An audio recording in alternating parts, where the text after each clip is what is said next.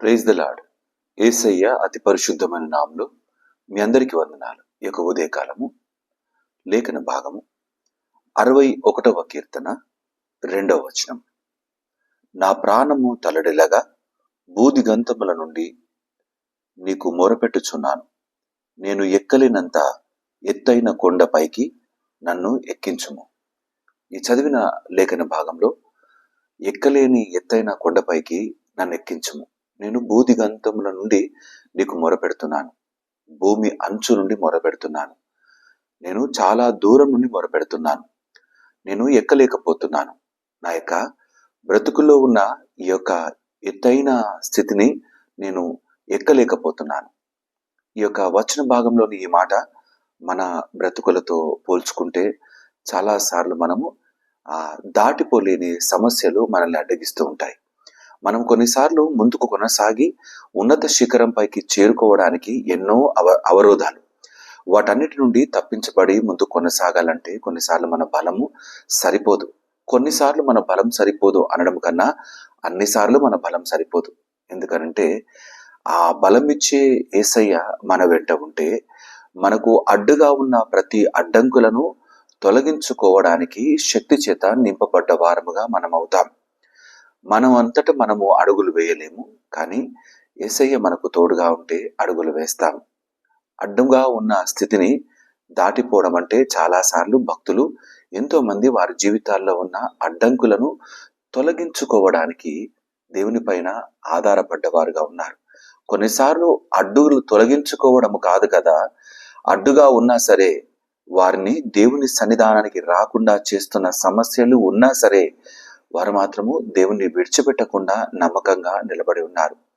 షడ్రక్, మేషక్, అబేద్నెగో వీరు అగ్నిలో వేయబడతారని తెలిసి కూడా వారి ముందున్న సమస్యను దాటిపోవడానికి ఏమాత్రం వారు రాజీ పడలేదు. వారు నిలకడగా దేవునితో నిలబడ్డారు. ఒకవేళ అక్కడ చుట్టూ ఉన్నవారు చూస్తే ఇక వీరి పని అయిపోయింది అనుకోవచ్చునేమో, కానీ దేవుని ప్రణాళిక వేరు. ఇక దాటలేరు అనుకున్న సమస్యను దాటించగలడు. వారికి ఎప్పుడూ శిఖరంపైకి చేరలేరు, గొప్పగా నిలబడలేరు అనుకున్న స్థితిలో అనుకునే వారి మధ్యలో ఉన్నతంగా నిలబెట్టగలడు.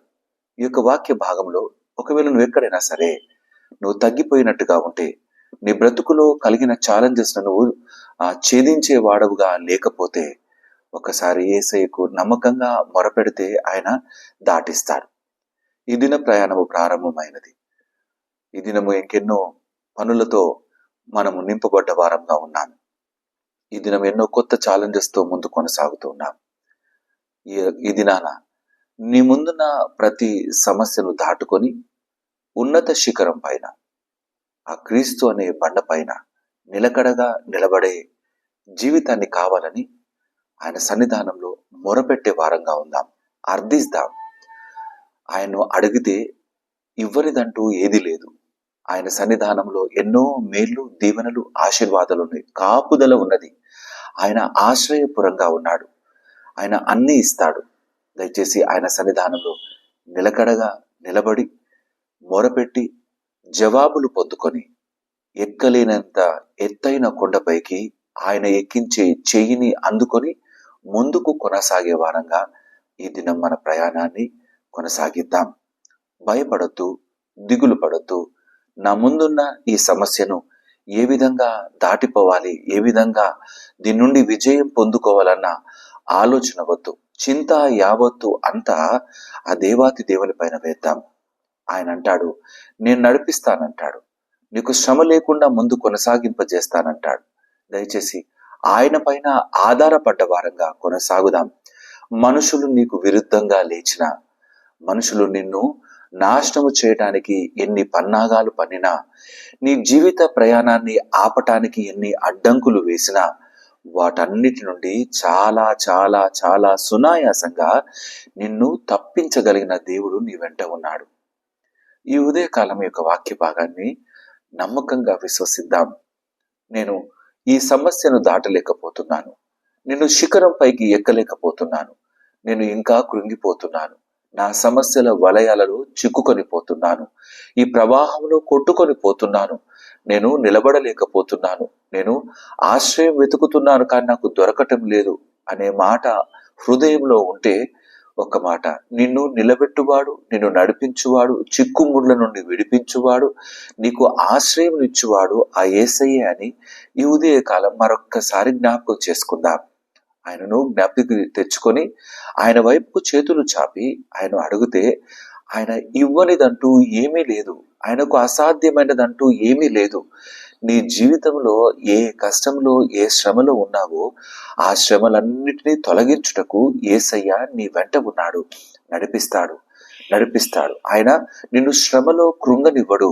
ఆయన నిన్ను బహుబలముగా నిలబెట్టి ఉన్నత శిఖరం పైన అనేకుల ముందు నిన్ను గొప్ప స్థితిలో స్థిరపరుస్తాడు. మహిమ గల దేవుని సన్నిధావరణంలో నీవు ఉన్నావని మరవవద్దు. నిన్ను నడిపిస్తున్న యేసయ్య మరణపు మొల్లును విరిచిన వాడని మరవవద్దు. నిన్ను నిలబెట్టగలడు, నిన్ను ముందుకు నడిపించగలడు. అట్టి బలమైన శక్తి కలిగిన మాటల్ని హృదయంలో దాచుకొని ఆయన వాక్య ప్రకారం బ్రతుకుతూ ముందుకు కొనసాగే వారముగా దేవుడు మనల్ని స్థిరపరిచి నడిపించునుగాక. ఆమేన్. తల వంచుదాం, ప్రార్థన చేసుకుందాం. మా మహోన్నతుడా, మా ప్రియ యేసయ్య, మీకే స్తుతులు. అవునా తండ్రి, మేము భూదిగంతముల నుండి నీకు మొరపెడుతున్నాం. ఎక్కలేనంత ఎత్తైన ఎత్తు పల్లాలు ముందున్నవి. ఉన్నత శిఖరం పైన ఎక్కాలని ఆశ ఉన్నది. వాటి పైకి నడిపించు వాడవు నీవే.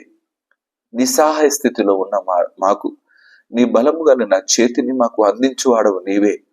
నీ బలమైన హస్తం మాకు తోడుగా ఉంటే మా జీవితంలో అసాధ్యమైనదంటూ ఏది లేదు దేవా. అడ్డుగా ఉన్న ప్రతి అడ్డంకులను తొలగించి నిలబెట్టుమని ప్రార్థన చేస్తున్నాం. చాలా సార్లు నీ సన్నిధానంలోని ఈవులను మేమే పోగొట్టుకుంటున్నాం.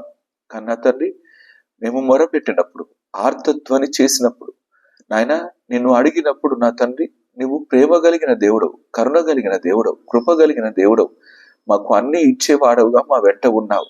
ఈ ఉదయకాలంన నీ యొక్క పాదాలు పట్టుకొని బ్రతిమిలాడుతున్నాను. నా తండ్రి, సమస్యల చేత ఉన్న ప్రతి బిడ్డ కొరకే నీ సన్నిధానం జ్ఞాపకం చేస్తూ ఉన్నాను.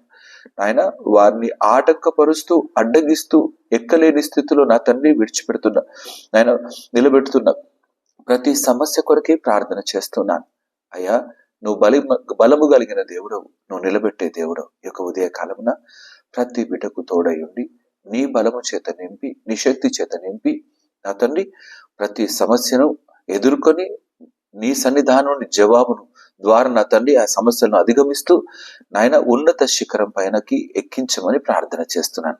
అట్టి బలంతో విశ్వాసంతో ముందుకు కొనసాగాలని నా తండ్రి యొక్క మాటల ద్వారా ప్రేరేపించబడి సంకల్పము చేస్తూ ముందుకు కొనసాగే ప్రతి బిడ్డకు నీవు తోడై ఉండి నడిపించమని ఈ దిన దీవెన ఆశీర్వాదాలతో స్థిరపరిచి ప్రతి కుటుంబాన్ని ప్రతి బిడ్డను నీ మెండైన మేళ్లతో దీవించమని యేసయ్య నామమున ప్రార్థించి వేడుకుంటున్నాను నా తండ్రి.